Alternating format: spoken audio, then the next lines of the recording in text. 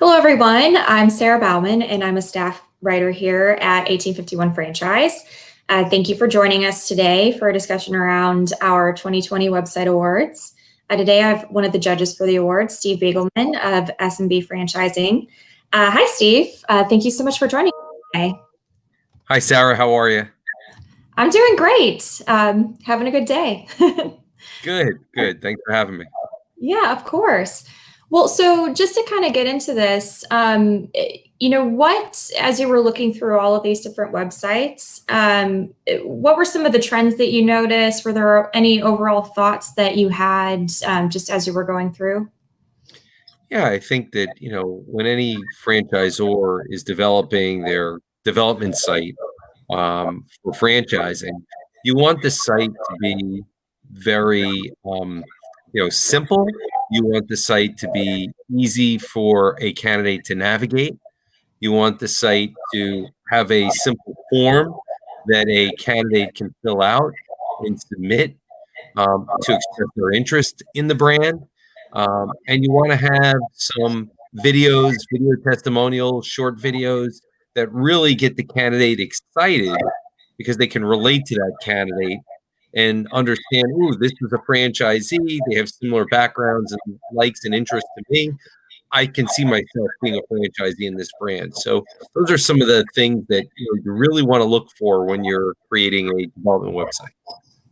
Absolutely. Well, so it sounds like there are definitely some good things to do and some not so great things to do. So if you could delve into some of those differentiators, that would be great.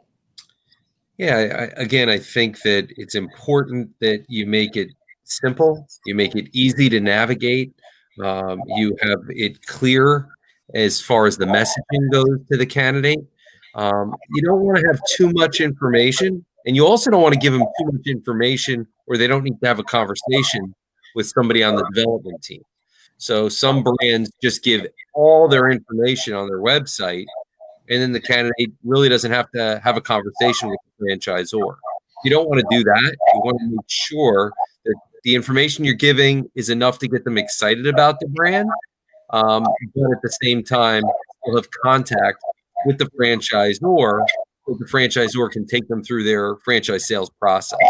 So that's an important thing to create. Absolutely. Well, so then, when it comes to information, obviously that comes through different forms of content. So what were the pieces of content that you found most useful? I mean, did anyone have podcasts or blogs or, things like that?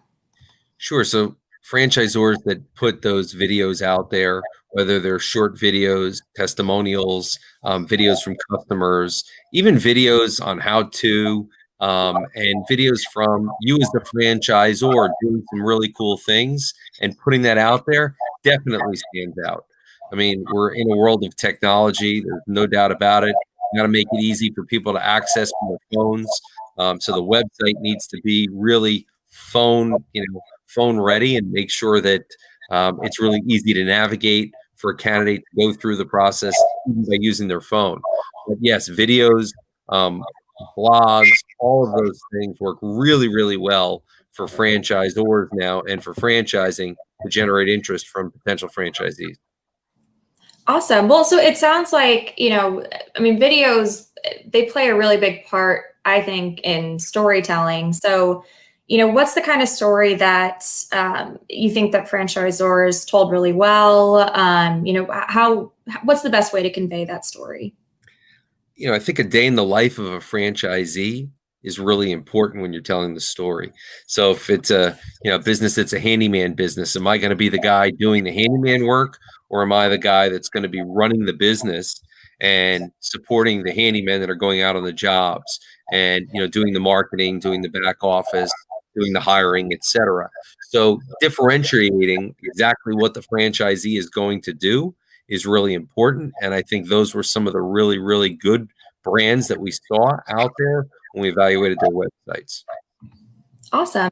Well, so to your point, I mean, there's obviously a lot that goes into telling a story, and unfortunately, one of the things that has become a part of a lot of these brand stories is COVID-19. So, was there anyone who added that into their narrative really well? And if they did it well, what did it look like? Or do you think it needs to be mentioned at all? Yeah, I think it really depends on the brand. I think that sure, people are certainly asking about that. If it's a brick and mortar concept, it's certainly more relevant to say, how was the brand impacted by COVID-19? How are you dealing with it? Have sales been impacted significantly? And in franchising, there are rules that say that you need to update your item 19 now in your FDD document with numbers based upon 2020 because of COVID-19. So the candidate's going to see that information at some point anyway. So you certainly want to make sure that you're sharing that information with the candidate through the process. But I think that, and if you're a essential business, a lot of those businesses were sharing that information on the website and through video to the potential franchisee, and I think that got potential franchisees excited. Certainly, those brands are awarding more franchises now than a lot of the other brick and mortar concepts because of the pandemic. Yeah, no, absolutely. Did you see a difference between, because I think obviously restaurants were some of the worst hit by the pandemic. So do you think that they told their story any differently than, those that were, like you were saying, brick and mortar?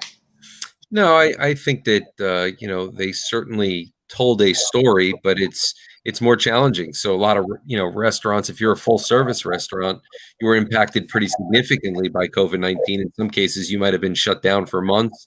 You may have been doing to-go business and curbside pickup, but that may be a small portion of what your business was before. Whereas if you're a fast casual business, and you were doing mostly takeout and to-go and curbside, your business might not have been impacted as much. So I think that, it depended on the franchisor, it depended on the industry, how much information they were sharing and how much they were focusing on today's times and COVID-19. Absolutely. So as just moving forward, if you had one solid piece of advice for anyone who's maybe just starting their development website, if they're like a new franchisor, what would you say to them? What is the essential thing that all websites should have? You know, every website obviously should have a contact form right on the homepage so that people can contact you if they're interested in the franchise. You want to tell your story because people relate to people, especially if you're an emerging brand, just starting out. So they want to hear the story. They want to think that they're like you, and that they can relate to being like you in that story. And obviously, you want to have the costs in there. What does it cost to open a franchise? If a franchise is $1 million as an investment and somebody only has $50,000 to invest, you don't want them to waste their time going through the process, and you don't want to waste your time working with that potential franchisee. So you want to share with them the financial data of what it costs to get into the business, as well as that story that's going to get them excited, and videos, awards, things that that you can relate to, get people excited.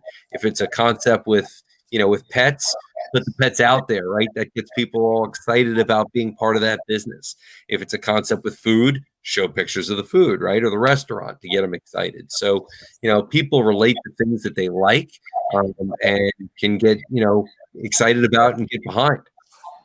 Absolutely. Yeah. And you and I both can both get excited about pets. So Absolutely. No doubt about it. No doubt about it. I love the pet industry. It's a great industry. yeah, absolutely.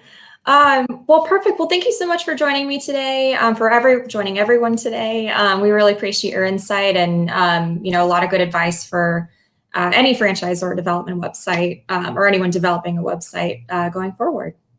My pleasure. Happy to be here. Fantastic. Have a great day. You too, Sarah. Take care. You too. Bye-bye.